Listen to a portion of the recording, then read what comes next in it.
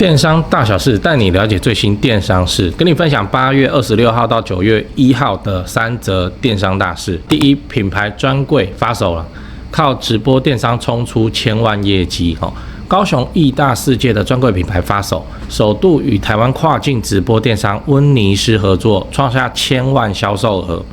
这个现象也证明了中国电商模式可以成功复制到台湾市场。我等一下八卦会讲这个。来，第二个，网红行销泡沫即将破裂。网红行销市场预计在未来4年之内去成长到520亿美元美金每刀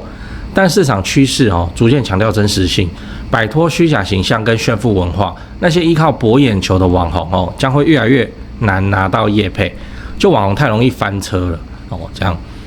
来，第三个，你这周要干嘛？去新疆惹到一个风波一个 YouTube 频道你这周要干嘛的频道成员，近期因为前往新疆旅游引发争议。虽然影片内容没有直接赞美新疆，但是还是被延上。这新闻闹得很大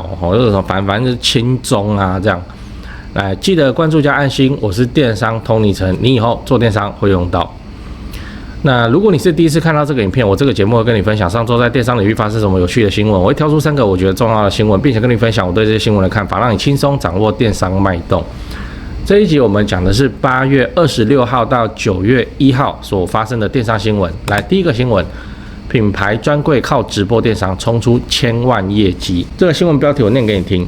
品牌疯直播，发手品牌义大专柜联手直播电商，单场冲出1000万业绩。义大世界有没有逛过然后首度与直播电商这个温尼斯第一次合作封馆直播就创下1000万销售额各式包包都卖破1000颗，然后各款小物，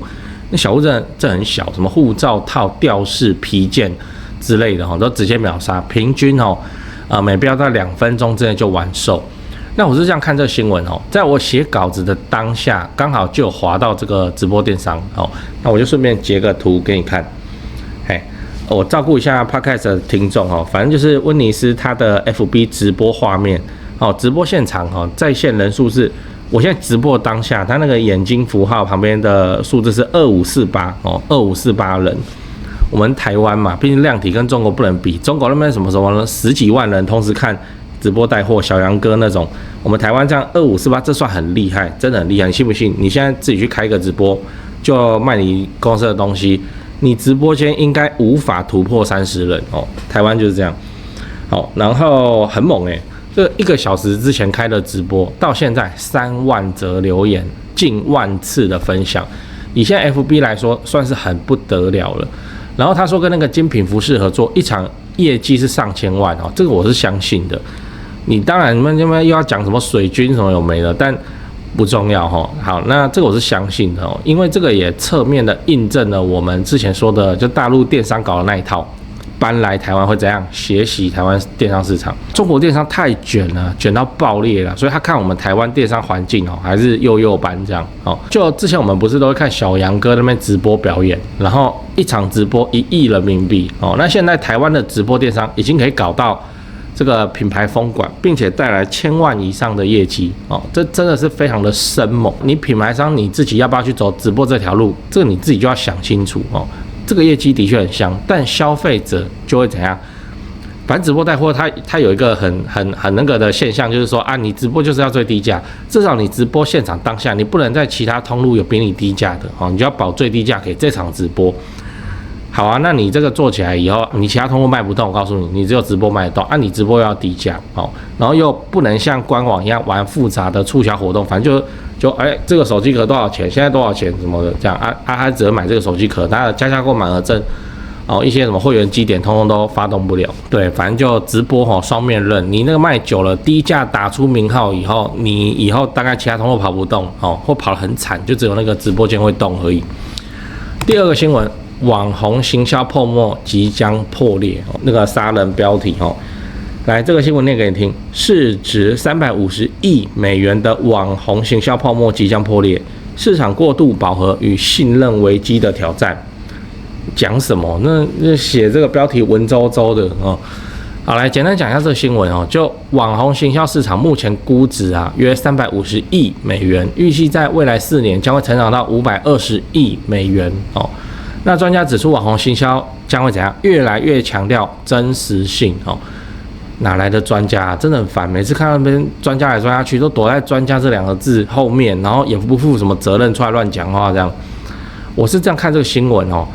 这个是一个外国翻译回来的文章哦，那还是可以参考一下哦。欧美地区他写的有点复杂啊，我白话说给你听，就是说网红行销这个事情呢，因为现在产业啊越来越成熟，所以大家都越来越容易透过一些工具来去掌握这个网红真实的成效。就是你要刷数据、刷水军，也会被人家挑出来哦，并且市场也越来越不青睐那些炫富搞虚假人设的网红哦。简单的说，就是如果你可以靠博眼球出名的网红你以前可能赚得到钱哦，那你现在会比较难接到业配我觉得这个事情也是这样，同步发生在台湾。像我们之前讲过的那个失速列车失速列车，好，这是一个新闻这个来闹事的失速列车网红在自强号上中邪丧尸，秒趴车厢重爬引恐慌，就在那边闹然后那边他只是要流量而已那他现在的 TikTok 就真的就被搞掉了然后重办了一个，我真的有去看了，不到400粉。那如果你觉得这个太小看那你就看最近被抓去关的那个 Toys， 你看未来谁找他业配？只剩下那种不在乎形象、只在乎流量的品牌嘛，比方说什么网游网页游戏，什么1刀999的那种会找他业配而已那他就大概就只能卖自己的东西衣服啊、饮料等等。所以这个市场的确是有在变得越来越好，而不是一直放任这些劣币去驱逐良币还是有非常多用心经营的网红来，第3个新闻你这周要干嘛？去新疆惹风波简单讲一下这个新闻，这个标题叫做你这周要干嘛？这是个频道的名字这个网红惹疫风波，宣传新疆好安全，哪里不对？YouTube 频道你这周要干嘛的成员，近期因为到新疆旅游而引发网友的论战那我是这样看这个新闻的，就我有特别去找这个限动它里面真的没有提到什么亲中的那个东西啊，就是这就真的是去玩新疆好棒，新疆好安全这类的字眼都没有提到。那所以他们在处理这个题目，我会说已经相当小心了，因为之前就有发生很多那个网红跑去就说了什么受招待去成都玩嘛，对不对？那因为波特王在6月这也是一个网红波特王在6月的时候就出来爆料说，近期会有很多台湾 YouTuber 去新疆旅游因为中国那边在招待这是统战的一环，怎样怎样。然后这周这个你这周要干嘛就被开了第一枪而且网友很厉害还能够翻出他们的频道之前有一支支持香港的那个片段就被删掉了新闻都在这边。好，这标题叫你干嘛删网红游新疆哀轰，网抓袭喊，香港加油消失证据就这样结果就变得更加的百口莫辩所以真的是要很小心如果你真的是私人行程，那你就可以连 IG 都不要 po 啊。你现在搞得众人皆知，然后你还要出来澄清说我没有拿人家的钱，拿人家的招待，那你干嘛要去这么敏感的新疆？那你干嘛你要把以前支持香港的影片删掉所以很麻烦就真的很麻烦了。好呢我们整理一下8月26号到9月1号的3件电商大事。第一，品牌专柜靠直播电商冲出1000万业绩。第二，网红行销泡沫说即将破裂，就炫富型网红那打造人设的不太行了，会更强调真实感。第三，你这周要干嘛？去新疆惹风波。讲八卦就是其实台湾电商真的是怎样，真的是比中国还要慢了3年以上。我自己就电商从业人员我们自己在看我天天看真的，你看中国直播的力道应该没有我厉害天天看，然后我就在看说他们有什么厉害的东西、厉害的梗啊，那个流程怎么安排，这样真的是比他厉害很多所以我们真的是可以抄中国作业就好。那像我录这支影片的时间是9月12号星期四中国电商目前最大的瓜是什么？我说现在9月12号的时候，中国电商界最大的瓜就小杨哥塌房小杨哥塌房，反正就好像跟外遇也有关吧什么的。然后那个女主角目前被控制在合肥，然后反正就这样。那未来会怎样？会变成辛巴一家独大辛巴这一个人独霸整个那个中国直播带货冠军因为之前的冠军们维亚啦李佳琦啦你有努力工作吗？对不对他们都塌房了现在小杨哥，其实小杨哥他塌房这个，我不会说不意外而是说他之前的人设就是那种爱家人爱老婆然后结果就外遇，这就很像当初什么，就很像我们台湾当初那个阿基斯啊，我靠！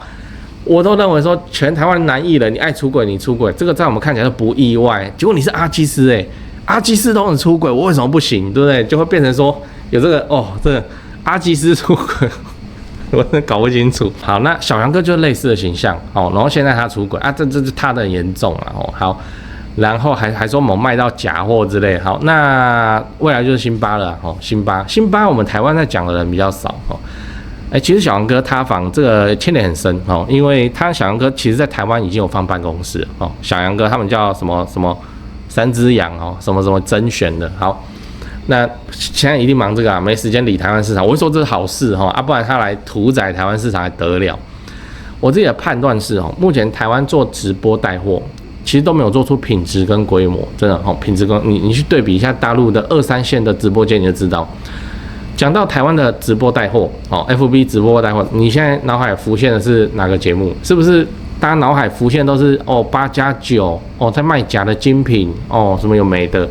这个就是直播这一个市场没有被市场升级、产业升级的证据那搞得人家就觉得说在直播买东西怪怪的，这样至少不会有人说在直播上买物美价廉嘛，对不对？那你说直播市场在台湾还值不值得耕耘？我个人认为可以可以，但你先不要重仓压住这是我自己的观察，分享给你听这个免费你就听到了好，来一样参考中国的做法。中国市场直播市场现在是这样中国直播主内卷到不行，卷到爆裂，真的。我们竞争叫激烈的话，他们竞争叫惨烈千军万马过独木桥，真的是这样。所以他们开发出了很多奇形怪状的赛道比方说紧跟着娱乐界时事的直播主，他会直播讲一讲卖一卖说又开始聊那个明星八卦绯闻了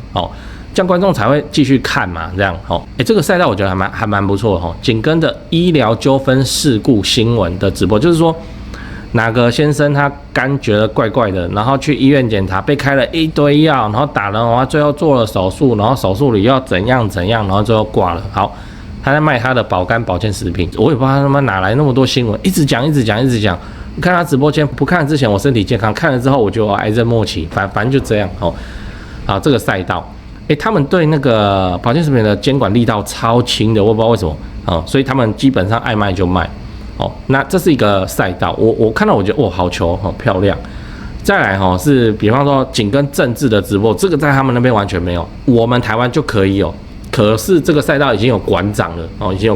那你就不要再去做。你要做不是不行，你说为什么我不会有赢过挑战馆长赢过的那一天？会有。好，那就像是你现在说坐下来然后你要创作一部武侠小说，你前面你就压着古龙跟金庸这2座大山，你是要怎么赢所以你就去开创一些特殊的特规的赛道就台湾政治这个给馆长去发挥就好。然后在中国还有个现象叫纯粹的搞笑直播主已经不行了因为竞争起来之后才会细分这些赛道我说在中国啦但是我们台湾毕竟慢中国3年以上，所以台湾的直播主还是可以先从搞笑这个赛道开始去努力。反正我们目前直播的通路对直播间的监管力度真的不大基本上你爱播就播，那你什么情况会被关掉直播间？就是大家检举太多才会中国是你不能讲到违禁词你讲到违禁词，那个直播间秒关，然后你也不能做一些引诱人的动作，很典型，像一个主播然后他在试衣服给大家看，然后穿好那个就贴身的那个 T 恤以后，他就这样拉一下，就出现他的乳沟，好，就这样，他也没有要干嘛你看到这很简单，就是这样拉一下，整理一下衣服，好，直播间秒封，反正就这样我们台湾不会你基本上爱讲就讲对不对？你要一直开车，要一直讲黄色笑话也可以对啊。我们现在的电商环境已经变成说是怎样，就不缺商品不缺商品，完全不缺，我缺的是信任可以带货的人这边又牵涉到一个玄学我想有做过 YouTube 啦TikTok 啦直播的人一定对我接下来发言都深有这东西就是所谓的观众缘真的哦，观众缘哦，这真的是玄学哦，莫名其妙哦，无法创造或复制的观众缘。有的人就是有观众缘，有人就是没有，怎样都没有哦。即使他长得很帅哦，即使他长得很正，即使他胸部很大，他没有就是没有，努力也没有用。这也是我建议台湾直播哦，品牌直播，你如果要做直播赛道，你不要重仓压注哦的重要原因哦，就是说一个品牌，如果你要做直播带货，那你宁愿怎样？你把敢于露脸的员工全部都抓来哦，先直播10次，好，横跨工作日跟周末。这目的在干嘛？先不要管业绩，这目的在抓出数据表现上你看起来比较有观众缘的观众缘，这看数据就很明白哦，非常明白，就那个直播平均观看时间哦，否则你砸再多的钱就是没有用，没观众缘就是没有用哦，这是玄学。那我们现在台湾直播是怎样？就是一个品牌说，好，我们公司现在说谁敢啊？他举手就他了，他有没有观众你不知道啊，对不对？然后接下来资源什么的就倾斜给，可是他没有观众缘啊，那怎么办哦？就变成努力也没用，先去大量的测试所有敢露脸的员工，然后来测出谁有观众缘，结果会变得让你非常的意外哦。你觉得很帅很正的人，他可能就没有观众缘哦。证据在这里，来，你比方说蛇丸，你盯着他清澈的眼眸，你觉得他帅吗？哦，可是人家怎样就有观众缘哦。来，再比方说孙女，看着他的面相。你觉得他正吗？可是人家就有观众缘哦。观众缘这个东西真的就是玄学。我刚刚讲到 YouTuber 嘛哦，在直播的战场，我跟你讲这更加重要。为什么？因为你没有观众缘，人家不看就划掉哦，就划掉。它门槛真的是比 YouTube 影片高非常非常的多，人家不看就划掉。所以如果是我操盘直播的话，我第一要务哦，不会是怎么把直播的规格做起来哦。把业绩做起来，而是我一定先透过1个月、2个月大量的测试一般品质的直播主一直换，我在干嘛？我在要把有观众缘的主播抓出来哦。那日后其实就顺水推舟，这是真的哦。我看过太多那种没有观众缘的主播，他努力也出不了成绩，那就会整个很可惜。这样，我是电商 Tony 陈。我想要将我会的电商营运技术，慢慢透过拍影片分享给台湾零售中小企业，提升台湾电商的实力，让台湾的好商品卖到全世界去，做出台湾的国际品牌。那品牌电商的起点就是自家购物官网。你们家需要架设品牌电商官网，我推荐 Cyberbiz 官网，仓储、跨境 POS 一次搞定。很多国内的大品牌商都是使用 Cyberbiz 的电商系统。要做自家品牌电商官网，不知道从何开始，我提供给你便宜又好用的系统，资讯栏有连结，点进去填写完联系资料，我会打给你，看看你是遇到什么问题。那你也可以准备好问题来问我。Cyberbiz 让你少走弯路，多多赚钱。记得点赞并订阅我的频道，我会持续分享更多电商的资讯。我是电商 Tony 陈，我们下集影片再见。